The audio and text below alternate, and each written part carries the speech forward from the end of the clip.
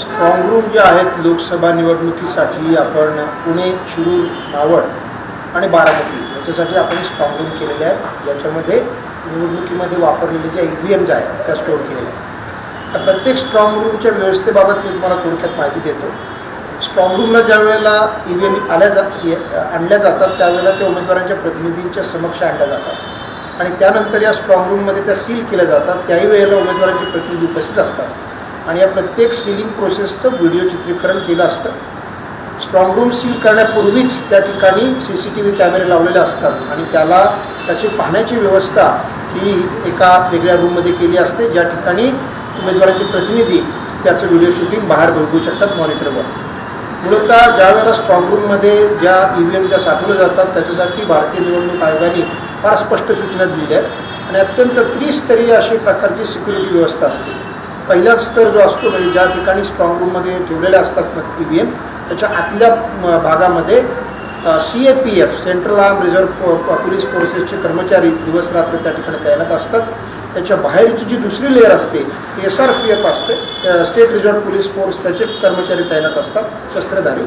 आणि त्याच्या बाहेरच्या तिसऱ्या लेअरमध्ये आपले जे काही स्टेटचे पोलीस असतात, राज्य पोलीस दल त्या ठिकाणी तैनात असतात। या ठिकाणी वॉच टॉवर्स असतात आणि इतरही सुरक्षा व्यवस्था करून ही पूर्ण व्यवस्था केलेली असते आणि नंतर मग याच्या सर्व गोष्टींचं चित्रीकरण जे होतं ते पाहण्यासाठी बाहेर आपण उमेदवारांच्या प्रतिनिधींना व्यवस्था केली आहे।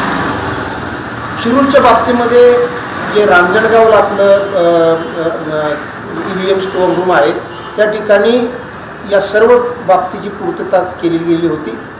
स्ट्रॉंग रूम वापरात येण्यापूर्वी 2 दिवस अगोदरच या सर्व व्यवस्था केलेल्या असतात। मला वाटतं की स्ट्रॉंग रूम आणि मी माहिती घेतली की उमेदवारांच्या प्रतिनिधींना आणि उमेदवारांना आपण EVM ज्यावेळेला आपण स्ट्रॉंग रूममध्ये ठेवतो त्याच्या अगोदरच आपण सूचना दिली असते की आपल्याला जर याचं चित्रीकरण पाहायचं असेल तर तो जो आमचा CCTV व्ह्यूइंग सेल आहे त्या ठिकाणी आपले 2 प्रतिनिधी म्हणजे एका वेळेला 1 प्रतिनिधी उपस्थित राहू शकतो, त्यांची नेमणूक करावी, त्यांचं ओळखपत्र आमच्याकडनं घेऊन जावं आणि त्या पद्धतीनं ते नेमणूक केलेले तुमचे जे प्रतिनिधी असतील ते पाहत राहतील। शिरूरच्या बाबतीमध्ये मला वाटतं पहिले अनेक दिवस तर त्यांचे कोणी प्रतिनिधी नेमण्यात आलेले नव्हते।